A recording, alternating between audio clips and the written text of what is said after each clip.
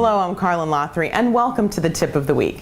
This week, we're keeping it light because it's Thanksgiving time. Food, family, and football, it just doesn't get any better. This week, we're focusing on communicating your way through Thanksgiving dinner. There are 4 things that come to mind when you think about a holiday dinner with others that could possibly get in the way of it being a really fantastic experience. They are over-the-top relatives, a disappointing dinner, awkward conversations, and then that moment where we all give thanks. So we'll start at the beginning and work our way through.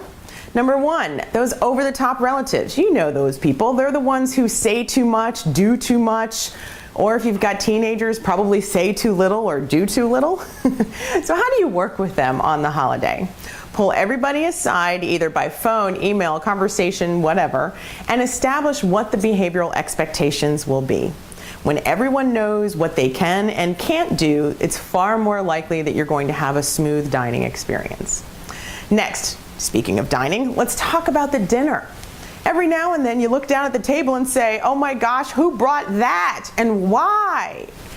There's a possibility you're going to have something you don't like sitting on the table. So here are some things you can do. If you are the guest, you can always ask your host, what would you like for me to bring? And bring one dish. And that way you're guaranteed to like at least one thing that will be sitting on that table. If you're the host, you can ease your cooking burden by asking your guests to bring one dish. But here's the thing, and this is where the biggest problem comes in. Most times people say, oh, just bring something. Be very, very specific if you want them to bring a side dish, a main course, or a dessert, or some little snack things that people can have while they're watching the game before or after dinner.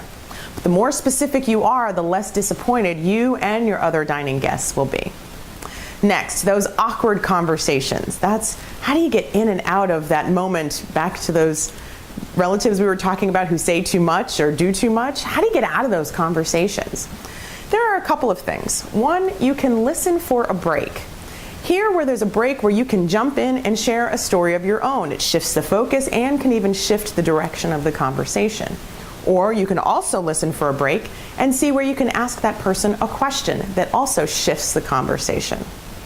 There's another option that you would kind of consider as the panic button that you could hit if it's really absolutely necessary. And that is to just politely excuse yourself and go help out in the kitchen or someplace else until the conversation has shifted and then you can return. The bottom line, though, is no matter what you do or how you get in or out of that conversation, be polite, keep smiling, maintain the poker face. I have none. I have to work on it every holiday. And then finally, remember that Thanksgiving dinner is just that. It's just dinner. It is not a lifetime. So you can grin and bear pretty much anything if you put your mind to it.